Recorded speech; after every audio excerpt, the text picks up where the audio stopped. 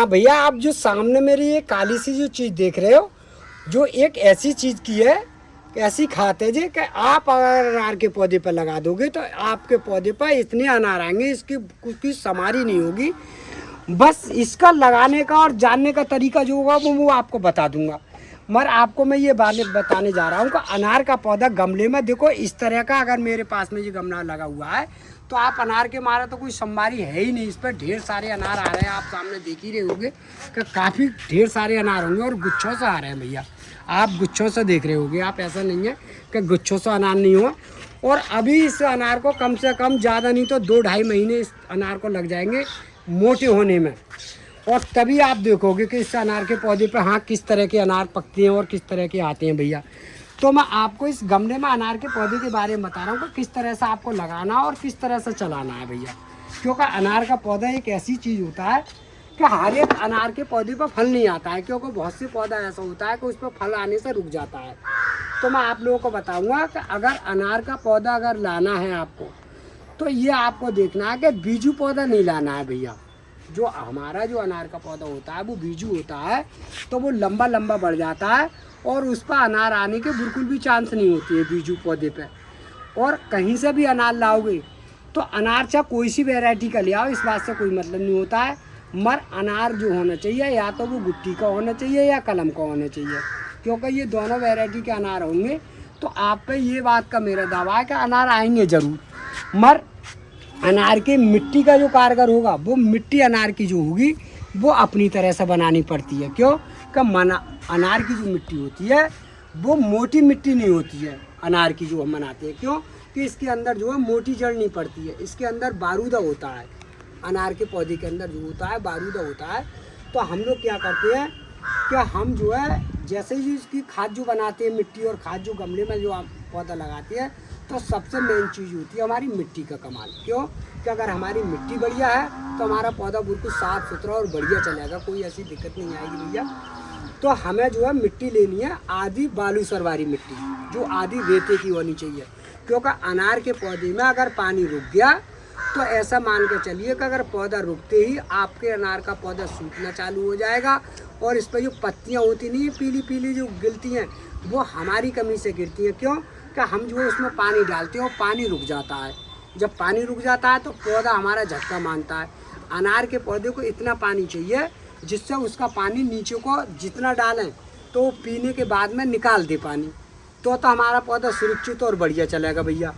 तो आप इस बात का बिल्कुल ध्यान रखना है कि हमारी जो बालूसर वाली मिट्टी हो, आधी बालूसर वाली मिट्टी हो रेते वाली, और आधी खाद मिला लो, चाहे वो भैंस की हो या गोबर की हो, कोई सी भी खाद हो, इस बात से कोई मतलब नहीं हो। और बर्मी कंपोस्ट मिलाना चाहो तो बर्मी कंपोस्ट भी मिला लो, मगर होनी बराबर की चाहिए। और बराबर की खाद मिलाकर और आप 2.5 फीट का या 2 फीट का या 1 फीट का पौधा ले आओ, बिल्कुल बीजू वाला नहीं होना चाहिए। और आप इतने बड़े गमले में लगा दो, 16 इंच से लेकर 20 इंची के गमले में लगा दो, आसानी के साथ अनार आ जाता है। मगर इस बात का बिल्कुल ध्यान रखना है कि आप लोगों को ये पौधा जो है धूप पर होता है। अगर इससे जितनी बढ़िया धूप मिलेगी उतने ही आपके पौधे पर अनार आएंगे। अगर आपने छाँव वाली जगह पर रख दिया तो कोई गारंटी नहीं होगी कि इस पर अनार इतना रुक जाए। धूप में रखोगे इस बात की मेरी गारंटी है कि अनार आ जाएगा। और जो मैं आप लोगों को जो काली सी चीज़ जो बता रहा हूँ, जो आपको 1-2 बार पौधे में इस्तेमाल करनी पड़ेगी, ये वाली जो चीज़ है गमले में, वो भी नराई गराई करने के बाद में। मन नराई आप करोगे जब भी गमले की, कि जैसे मेरे पास में ये बिल्कुल खुशक है, ये आप देख रहे हैं, देखो बिल्कुल खुशक होगा मेरे पास में गमला, कोई भी इसमें पानी कोई भी पड़ा हुआ नहीं है। और अनार भी देखो बहुत अच्छी तरह से लिखे पड़े, आपको मैंने गुच्छों से दिखाए इसका अनार।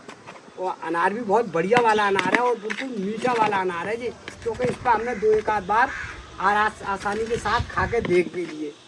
तो देखो इस तरह की गहरी करके आराम से गुड़ाई कर दूँ। अब हमें क्या करना है कि इसमें इतनी ताकत बढ़ानी है कि जिससे हमारी जो अनार के पौधे हैं, जो अनार इस पर आए हुए हैं, क्योंकि इसमें जो है इसका दम चूस रहे हैं पौधे का, ये जो अनार जो आए हैं पौधे का दम चूसते हैं।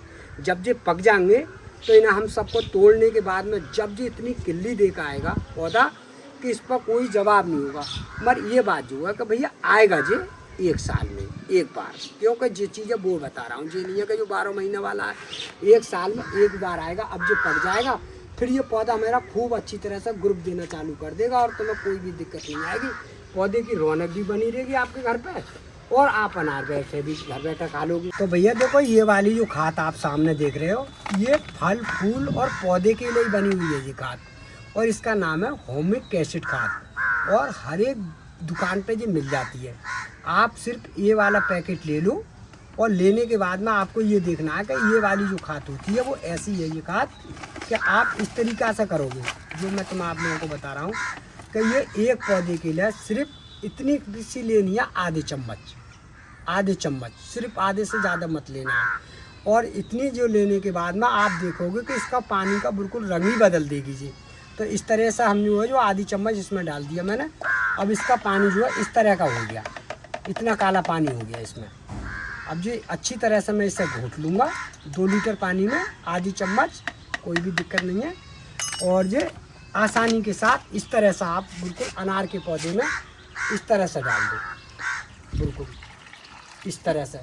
अब इसमें इतनी ताकत बढ़ गई कि जो हमारे जो भी अनार जो पकने को रह गए हैं, जो पकेंगे वो अपनी पूरी ताकत भर के पकेंगे। तो 1 साल में आपको एक बार डालनी है, इस तरह से हमारा दम पड़ जाए, जिस तरह से भी ये फल लग रहा है, जब भी आप लोगों को इसका इस्तेमाल करना है। तो ये ऐसा देखो, इसका कमाल देखो डालते ही। अब तुम देखोगे कि ये मैंने डाला है, अब अनार का कमाल देखना है कि देखो हमारे अनार किस तरह से मोटे मोटे होते हैं।